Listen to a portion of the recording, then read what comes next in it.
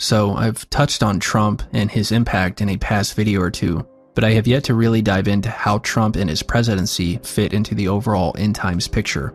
This is going to be the first in a number of videos that will focus on Trump's purpose in the age of Aquarius. There's so much to say about Trump and the tremendous impact his presidency is having, and in this first video I'm going to try to hit some of the highlights and attempt to begin communicating in more detail the real purpose behind Trump's presidency. But I have to tell you, in order to truly understand the real purpose of his presidency, there is a lot of background knowledge you must have, because Trump cannot be understood in a vacuum. The bigger picture of Satan's plan must come into focus before you can decipher how Trump's piece fits into the overall puzzle. I provide most of this background information in my book, The False Apocalypse, which is currently a work in progress, and if you're interested in a PDF copy of what I have so far, please see the description box for my email address. I think the Trump administration is easily the most spiritually significant presidency in American history. Now, to be clear, it's all for evil, but one of the things that makes it so significant is that it's being disguised as good and righteous. I think a lot of prophetically minded Christians tend to put Trump into one of two camps. He is either part of the New World Order machine and only helping to further its agenda, or he is fighting the New World Order's efforts and slowing down the completion of Satan's work to build a kingdom for the Antichrist. Well, here's the answer. It's neither.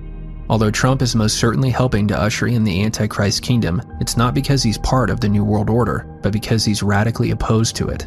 Now, if you think the New World Order and the Antichrist kingdom are one and the same, well, this is part of the background knowledge you need to understand first that I cover in my book, and I touch on in other videos on my channel.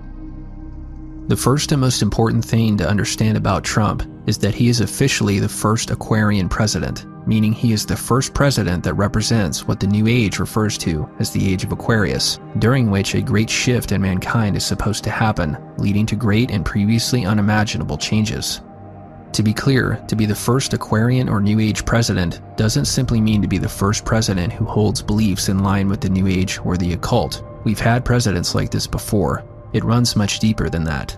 The New Age is much more than the sum of its parts. It's not just a compilation of beliefs in astrology, karma, reincarnation, etc. In fact, you can actively be against much of what the New Age teaches, and yet still be unknowingly participating in the New Age agenda. The New Age agenda is ultimately about ushering in a global age of peace, love, and light on the earth, as professed in Alice Bailey's great invocation. It is a false heaven on earth. But with a little digging, it becomes clear that New Age thought leaders agree that in order to bring light on the earth, darkness must first be exposed. If this concept sounds familiar to any Christians listening, well, it should, because it's rooted in Scripture, primarily the book of Revelation, which speaks of a time in the near future when all things will be revealed, uncovered, or unveiled, and all, whether saved or not, will finally know that Jesus Christ is Lord.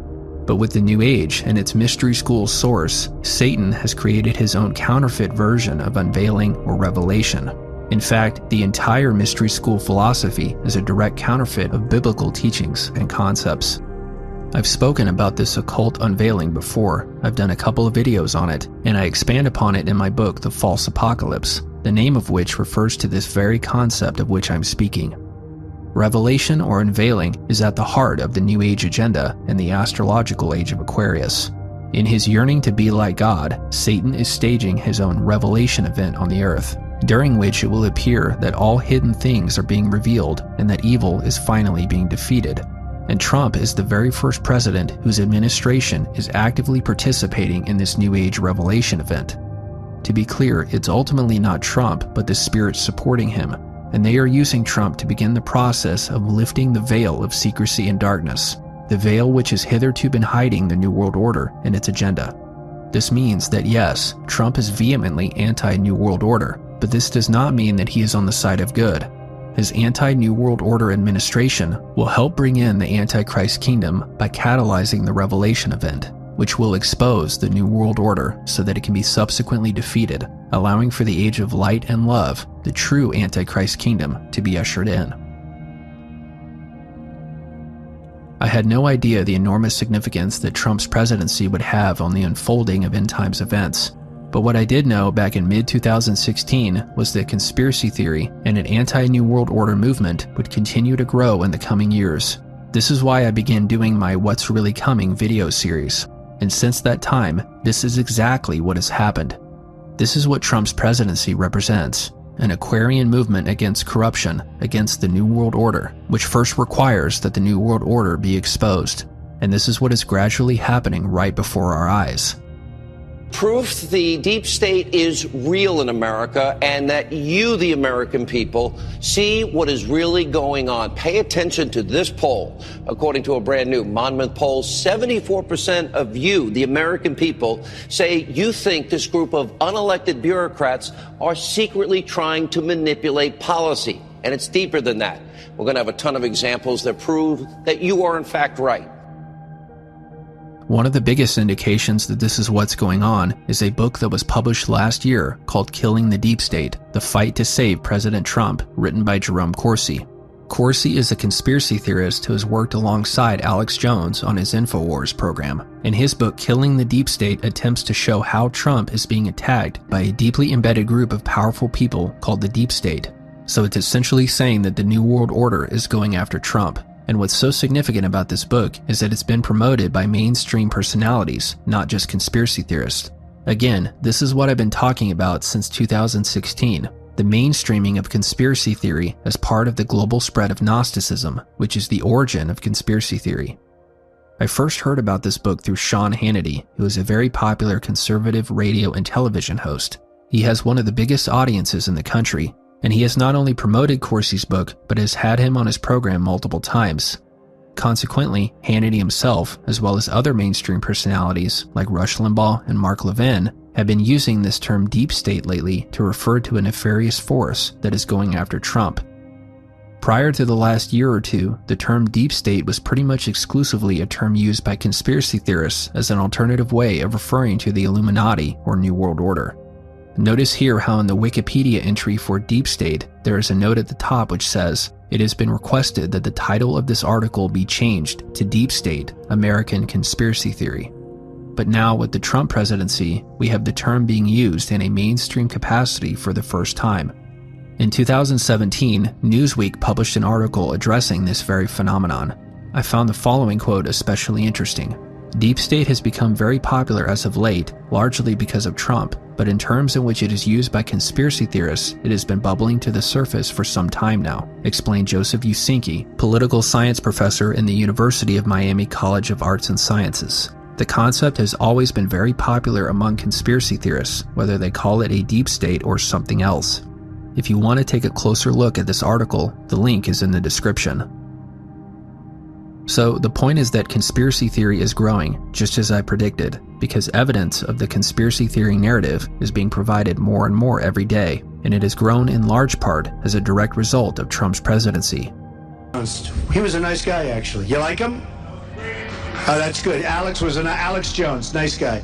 Go ahead. But regardless, a lot of folks are bringing up InfoWars on the campaign trail. What I really like is he's tweeted InfoWars 3 or 4 times and plugged the t-shirt, but you know, it makes me like Trump more, obviously, that they ended up reaching out to us to have him on the show. And the growing acknowledgement of a deep state by mainstream radio personalities is another step toward the globalization of conspiracy theory and the Gnostic worldview. And what I think is happening is that people who have never in their entire lives entertained the notion that the New World Order might actually be real are now beginning to consider it. As I said, Sean Hannity has promoted conspiracy theorist Jerome Corsi's book, Killing the Deep State, a book which contains direct references to the New World Order. The conspiracy theory narrative and books that expose the New World Order are officially getting mainstream endorsement. This is all part of the intentional revealing of the work of the Black Magicians, the Illuminati, that will ignite a spiritual awakening in mankind, bringing the New Age into full expression. Expose the darkness so that humanity will embrace the light. The fact that mainstream personalities like Sean Hannity are officially recognizing the existence of a deep state, a network of powerful elites working against the will of the people, is a major development in the direction that I foresaw back in 2016. Even Rush Limbaugh is speaking out against the deep state and its agenda. And I'm willing to bet that sometime in the near future, Sean Hannity and maybe other mainstream radio hosts will stop using the watered-down term deep state and finally begin to speak out directly against the New World Order. Very soon, Sean Hannity or someone like him might be saying, "I hate to say it because it makes me sound like a conspiracy theorist, but this New World Order is real. So the main purpose of Trump's presidency is to begin the process of peeling back the veil that has been covering the New World Order, to begin to reveal, because the age of Aquarius is all about unveiling. Trump's presidency is revealing the reality that a network of international elites run the world and thwart freedom wherever they can, just as Alice Bailey tried to warn her followers and aspiring white magicians. If you want to think of the New World Order as cockroaches or rats that have been hiding in the walls or in the cracks, what Trump is doing is luring them out into the open for all to see. He's getting them to reveal themselves. Andrew McCabe confessing to plotting a deep state coup against Donald Trump. I think this is big news. Thus, Trump's presidency is the commencement of the coming Aquarian revelation, which will result in the defeat of the New World Order and the ushering in of the true Antichrist kingdom, the age of light, love, world peace, and brotherhood. Therefore, what I've been saying for the past couple years now about conspiracy theory becoming more popular and accepted, it's all happening. Conspiracy theory is becoming more mainstream, and it's all part of Satan's plan to globalize Gnosticism, which is the origin of conspiracy theory. And let's talk a little bit about the deep state, if we can, Russ. What, in your opinion, is the deep state? Our colleagues in the more conventional news organizations always poo-poo this stuff, but it's a legitimate concept. The concept, George, of the deep state is simply that there are interests that are not going to leave it to chance. They're not going to leave it to the popular vote, and they work to make sure that their values, their philosophy, and I would say to some extent certainly their own personal, financial and other interests are secured. And so we've had a deep state in the United States going back to the Founding Fathers. I mean, there have always been people of means who basically rigged things in their favor, and that really, to me, is what the deep state is. It's not some occult thing. It's a lot of people who come from privileged backgrounds, went to certain schools, joined certain fraternities and country clubs, and they talk to their friends. They're members of things like the Council on Foreign Relations. Maybe they go to these things like the Bilderberg meetings, and they talk, often openly, and they talk about, they talk about, policy, and what's good for the country. Well, it's usually what's good for them, and these people can get together and they can say, hey, John Kennedy, this guy's a problem, he's dangerous, whatever they want to say about him. They could say that about Bobby Kennedy. Of course, there's some discussion about, have they said that about Donald Trump? I mean, I don't know that it's a partisan thing. And would you call them the Illuminati? There are certain elements in these kinds of elite parts of society that they are involved with these, so-called higher knowledge things. You probably know that at the 33rd degree Masons and so forth. At the John F. Kennedy assassination, almost every major figure that appears to be connected to that was a Mason. Dealey Plaza was designed by Masons. It was a Masonic. It was a Masonic symbol. I mean, who knows what these people do to entertain themselves or to justify and create and, kind of elevate almost to a religion, self-interest. I mean, I think that's really what this comes down to. But you've got these kind of elements, certainly in the FBI, which is, by the way, just historically was just thick with members of secret societies, the CIA, the NSA, the military is very, very clannish at the higher levels. And so you've got this stuff all over the place. The State Department. Would they also be part of the Bohemian Grove? Same type of folks? Oh, yeah, absolutely. I mean, I know some people who've gone out there. This is a bunch of super rich guys sitting around naked in the woods up north of San Francisco, and they're supposed to be like pretending to worship a giant owl. It's totally wacky, but it creates this cohesion. It's just like George W. Bush, George H.W. Bush, the grandfather Prescott Bush. They were all members of Skull and Bones. What is That's that? Right. They put him in a crypt. In junior high, George H.W. Bush was a member of I think it was junior high, of another organization where, he had to sleep in a graveyard. I mean, these are these kind of hazing rituals that are supposed to create bonds.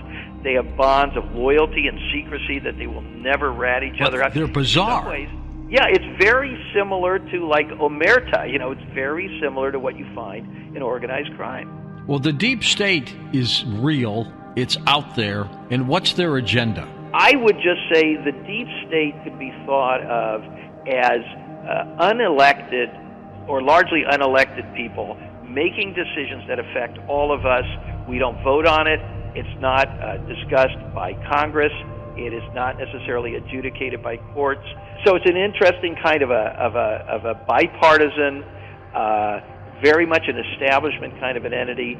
And these things, I think, tie into what happened to Bobby Kennedy, what happened to Martin Luther King, what happened to John F. Kennedy. They help us understand why our elections don't work very well. So you got to start looking at things like, who are the Supreme Court justices? I mean, these people themselves some of them are members of these kinds of secret societies. Potter Stewart, who was on the Supreme Court, was in Skull and Bones. And so they all know each other. It's a club. It is a club. First, we have big breaking news. Hannity Watch on the deep state. This is where we begin tonight with something that should shock and alarm every single American, and I don't care if you're liberal, conservative, we were right. I have been sounding the alarm in this program with a team of investigative reporters for over 2 years. And now today, more confirmation than we ever thought we'd have that we are dealing with, yes, a deep state and what is the biggest abuse of power, corruption scandal in the history of this country. A lot of revelations in here that should scare the living daylights out of anybody that believes in the rule of law and our Constitution. However, this next revelation from McCabe's interview is much, much more alarming. Take a look at this. There were meetings at the Justice Department in which it was discussed whether the vice president and a majority of the cabinet could be brought together to remove the president of the United States under the 25th Amendment. This was not perceived to be a joke. It was also said at a previous time that the Deputy Attorney General, Rod Rosenstein, offered to wear a wire into the White House to record potentially incriminating conversations with the president. A statement was released after that was never serious, it was sarcastic, etc. McCabe in our interview says no. It came up more than once, and it was so serious that he took it to the lawyers at the FBI to discuss it. Now, sadly, the high-level DOJ, FBI discussions to secretly surveil, remove a duly elected president from office, that's only a tiny tip of the iceberg in this abuse of power corruption scandal and what has been a years-long efforts to rig the system, upend the will of the American people. That is the danger tonight. So while Hillary got treated to a polite interview 2 months after she had already been exonerated, well, no other individuals were ever charged. None. Trump campaign, much different treatment. Dual justice, not under the law. That's a banana republic. That's not a constitutional republic. Search warrants, perjury traps, secret surveillance, pre-dawn raids, lying to FISA courts to get warrants, dozens of heavily armed agents accompanied by armored vehicles, frogmen, amphibious vehicles. For what?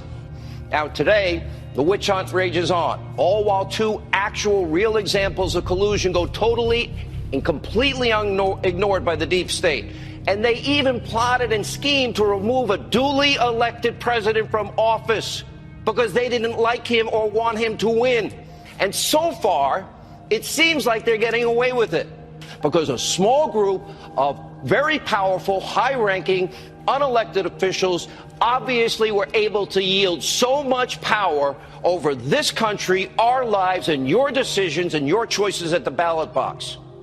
That's what happened. That's why every American needs to be concerned. The people, Hillary Clinton should have been indicted. They protected her because they wanted Trump. Trump should win 100 million to lose 100 million to zero, and they had an insurance policy. Do we now know what that insurance policy is? Well, it was the Russia hoax via the anti-Trump dossier that was paid for by Hillary Clinton and fed to the FBI and the Department of Justice to launch this dilating investigation without evidence, without probable cause. And Americans today, especially given what we learned from Andrew McCabe, should be alarmed and disgusted at the devious and malevolent And this acts. isn't rank and file. This is just a few horrible, powerful actors. Top officials in law enforcement sought a coup d'etat to overthrow the President of the United States by misusing the Constitution. Andy McCabe can't be trusted, but here's what's interesting, Sean. He's now the third person who has told us that Rod Rosenstein was serious about removing the president from office, serious about wearing a wire, recording the commander-in-chief in the Oval Office, serious about using the 25th Amendment to remove the guy we all elected president of the United States. Now, remember months ago, we first reported this deep state conspiracy to oust the president, a silent coup. They all pulled together, and they all wanted to take the president down. This really was a proposed coup. This is sedition. Yes. This is the attempt to sabotage a duly elected president. And it's unprecedented in American history, this attempt to have a coup. When Americans digest what happened and the facts come out, they're going to be absolutely shocked that our own government tried to overthrow an elected president. And what you're seeing holistically is that Trump, almost as a magic wand or something, he's brought out the real progressive self, and that's hysterical. They've broken the law. I agree with you. They tried to stage a coup, and they have a platform that I don't think any American can possibly vote for, and it's the common denominator is they are unhinged. Something about Donald Trump pushed him over the edge. And let us all pray for a future of peace, unity, and safety for all of our people.